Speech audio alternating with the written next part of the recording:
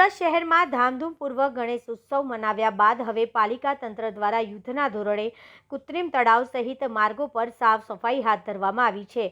દર વર્ષની જેમ આ વર્ષે પણ ઉત્સવપ્રિય નગરી સુરત શહેરમાં ગણેશ ઉત્સવની ધામધૂમપૂર્વક ઉજવણી કરવામાં આવી હતી। શનિવારે અંતિમ દિવસે ભાવિ ભક્તો દ્વારા પાલિકા દ્વારા ઊભા કરવામાં આવેલા કૃત્રિમ તળાવમાં વાજતે ગાજતે શ્રીજીની પ્રતિમાઓનું વિસર્જન કરવામાં આવ્યું હતું। ત્યારે હવે વિસર્જન પૂર્ણ થતાં દર વર્ષની